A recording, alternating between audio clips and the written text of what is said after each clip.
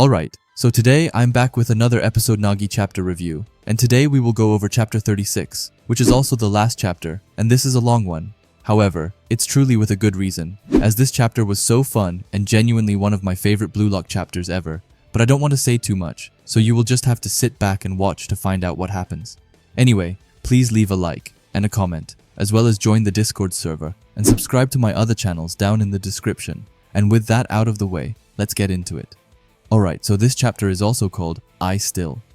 We start with the text saying that a prodigy is a creature that can never come into being on its own, saying that the one who discovers them first traces their outline. We then saw that it was none other than Ego who said that, and he continues as he says that it's nothing but an outline, and that the moment they get satisfied with being discovered and stop polishing their internal egos, a prodigy loses their glow.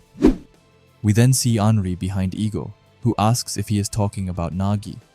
Ego says that he isn't, but is more importantly talking about both Reo and Nagi.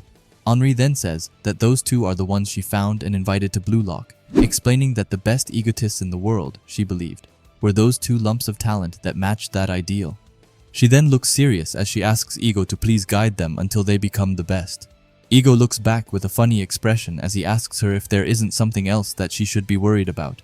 Henri then starts to look annoyed, and then it starts to beep behind her. We then see that it's Bachira who is running around in Blue Lock almost naked. But come on, just look at his face here. He looks filled with pure joy. Anyway, we can see that Baru and Kiora are chasing him. Meanwhile, Bachira is holding their voting cards for the third selection teams, and Bachira mockingly asks them which teams that they are going to pick before saying that he can pick before them. We then see Baru, who calls Kiora a pipsqueak, but tells him to stop Bachira, and Kiora then throws a cleaning thing, while Baru throws soap against Bachira. However, Bachira is able to easily dodge it with his nimble moves before starting to again mock them. But just then, Nico and Zantetsu come from around the next corner, and Nico tells him that he is cornered and tells him to return their cards. Meanwhile, Zantetsu tells him that he has hit a bread end, and I just love that guy, like seriously, he's so funny. Anyway, Bachira leaps forward while he basically becomes a Beyblade and spins over Zantetsu and Nico. They fall to the floor, and Zantetsu tells someone to stop him. Bachira looks back with a cocky expression as he asks them if they are done, and says that they should play more tag. But just then, he looks ahead and sees that he is running towards a dead end. Just then, Reo appears and asks Bachira what he is doing. Bachira asks Reo if this wall has always been here. However, Reo explains that he thinks that it closed earlier, and that it's a passage that connects to the top 6's room, and that it's a wall to cut them off so that they can't interact with them during the tryouts. Bachira just says gotcha, and then right after we see both Baru and Nico screaming at Reo to grab him. However, it's too late, as Bachira jumps on the wall and goes into the ventilation. Reo, just amazed, calls him Monkey Bachira. Bachira looks super happy as he tells the others to come here and to tag him. Zantetsu then decides to just transform into a dog out of nowhere, but Nico then tells Reo that if he sees Bachira next time, to please catch him. After that, they start to look for him again, and Reo is just happy that his own card is safe. He then thinks back to Ego's words, as he told them to decide for themselves which team that they want to join. He looks at Nagi's team, before wondering which choice is the right one, and just what his own ego wants. We then get to Nagi, who's training like a wild beast. He's sprinting with Yukimiya, and he notices just how insanely fast he is.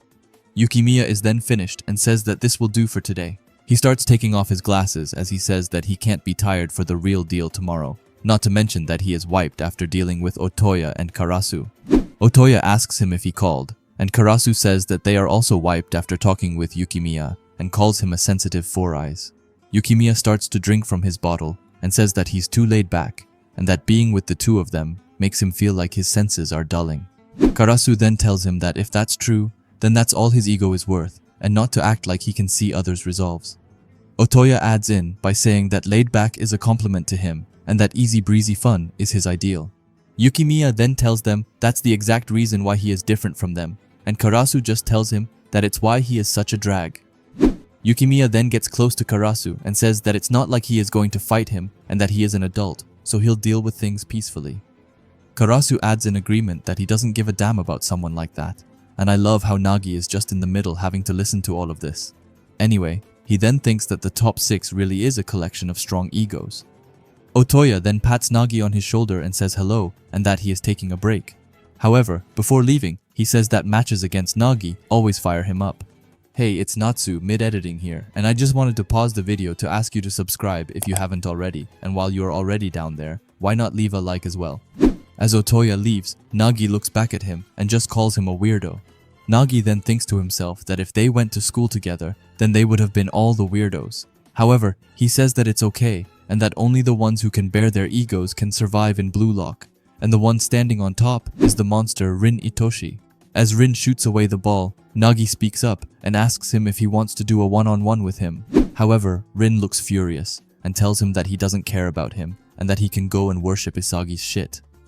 Nagi just thinks that it's like he thought and that Nagi doesn't even show up on his radar, but he still thinks that Rin is the same as Nagi and that he is also an egotist thwarted by Isagi's light. Nagi then thinks that Isagi is even starting to change Rin, and he calls Isagi the Blue Lock Shadow King, which just goes unnecessarily hard. Nagi then starts looking insanely cold as he says that he wants to beat him and that he wants to test himself and fight against him, thinking that right now all of what he is, he wants to smash it into Isagi again. We then see Isagi in the monitoring room where he looks at both Nagi and Rin, and he looks annoyed. Suddenly Reo speaks up from the side and says that it's the same for him. Isagi looks back and just says Rio's name. Reo tells Isagi that he doesn't know which team to choose either. Isagi is kind of confused by this, as he says that he was sure that Reo would pick Nagi's team without question. Reo then tells him that he doesn't want to hear that coming from the guy who split them up, and Isagi then just apologizes, even though it wasn't him who split them up, but rather Nagi. Reo then tells Isagi that he planned on choosing Nagi's team and playing soccer with him, but now he isn't so sure. Isagi asks him why not, and Reo tells him that, well, Nagi picked Isagi during the second selection, and Reo made it this far, thinking that he would make Nagi regret not picking him. However, after seeing him rise up to the top 6, when Reo rationally compares him to where Reo is now, it feels like he's just going further and further away, and Reo doesn't feel confident that he could even fight with Nagi on even footing, further telling Isagi that it also feels like if he lets this chance slip away, then he won't get another, but that it also feels like he's just moving farther away, and if he sees how worthless Reo is, then he might dislike Reo. It gets dark around Reo, as he says that he doesn't know what to do. Reo then starts to think to himself, and he wonders if he has just said too much to Isagi, and that it's not like he's going to understand his pain or anything. But Isagi tells him that it's the same for him, and that Rin is like how Nagi is for Reo. This shocks Reo as he wonders if Isagi is the same as him, and that he never imagined that he and Isagi could think the same way. Isagi then tells Reo that he is right, and that if he doesn't fight with him now, then he might go somewhere totally unreachable, and he doesn't want to regret that, so he picks Team Rin. Reo, then still in his own thoughts, thinks that he has always just thought of Isagi as an enemy to defeat, but admits that Isagi is surprisingly earnest and a good guy. Isagi then thanks Reo and says that he has made up his mind thanks to Reo. He smiles and says that he is going to prove that the path that he chose was the right one. Reo is in shock by this newfound side of Isagi, as he thinks that if they had met in other circumstances, then maybe they could have understood each other better. Reo then just tells him sure, and says that they will see each other tomorrow. Isagi waves him goodbye and tells him that they will see each other on the field, which catches Rio's attention as he thinks that Isagi really only thinks about soccer, but in a good way. Reo then smiles and says that he feels like he finally understands a bit of what drew Nagi to Isagi, and admits that his heart feels a bit lighter. He gets up and says that he now feels like he just wants to fight alongside Nagi. We then get back to Anri, whose eyes are legit spinning as she wonders just what she will do and asks where Bachira went. We then see Bachira still in the ventilation, saying that he needs to get away, but that's when he gets hit right in his stomach by Zantetsu and Baru, and just look at Bachira, he looks so funny. Anyway, he then gets right into action as he swings out and tells them to catch him if they can. Anri then says that she has finally found him and that she will start to seal him in. However, Bachira then changes course, and Anri just starts clicking buttons as she is unsure what she is doing anymore. We then see Reo, and the door behind him opens, which lets him go to the top 6 players. We then get back to Bachira, who is running for his life, but suddenly, as he changes corners, he spots a legit naked Shidu. Bachira asks him what he is doing, but Shidu tells him that he's doing naked radio aerobics to unleash his life force.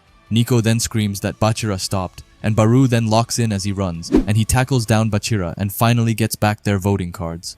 We then see Reo, who is going around in the top 6's place, where he goes past the training room. The door opens, and he spots Nagi. Nagi is training by himself, and shoots ball after ball, and most of them go into the net flawlessly. Nagi thinks that he wants to boost his reflexes more and make his shots stronger, saying that he will never beat Isagi like how he is now, and that he wants a new self.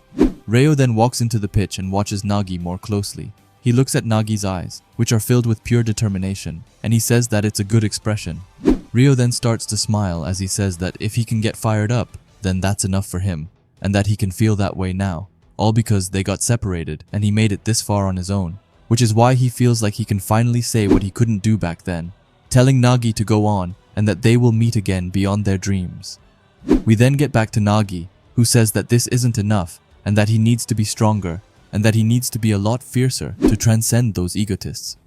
We then see that a shadow of Baru, Otoya, Karasu and Yukimiya has appeared right in front of him. A ball then comes to him and he traps it, and he is able to get past all of the shadows before ultimately a shadow of Isagi appears right in front of him. Nagi thinks that it's still not enough to beat Isagi, but suddenly Reo says that they have got this together and that Nagi can get even more fired up as he passes him a pass. Nagi only looks at the ball and says that it's a good pass, but wonders where it came from. Reo then thinks to himself, telling Nagi to go on and not to turn back. Nagi's eyes then start to light up, as he thinks that with this, he can visualize it. He traps the ball, and Reo is looking intensely as Nagi starts going with the ball.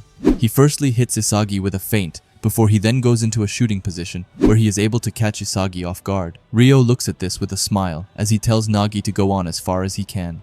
Nagi then scores the goal and says that he is a god and that the world is waiting for him. Nagi then falls to the ground and Isagi's shadow starts to disappear slowly. Nagi then looks up and says that he did it and that he has created a new technique. However, he wonders just where that pass came from, and as he looks back, he sees no one. We then see that Reo had already left, while thinking that it's enough for him, and that even if he forgets about Reo, then no matter what happens, or where Nagi goes, Reo will keep on finding him. He then picks Nagi's team for the third selection and tells them to meet beyond their dreams, and calls him a prodigy with a rather smug expression. We then get into Nagi's brain as he says Rio's name.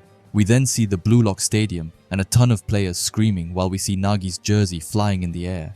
He then grabs it and puts it on as he starts to run towards the light. His monster starts to appear, and he runs out towards the stadium while looking super fired up, and his eyes are glowing with an insane fire, and this is just wild. However, that's sadly where we end this chapter and also episode Nagi, as this was the last chapter. Now this is a bit of a bittersweet feeling as I didn't really want it to be over. However, I see why they ended right here, but still seeing the third selection from Nagi's point of view would have been cool. Yeah, it feels really weird not waiting for a new chapter next month.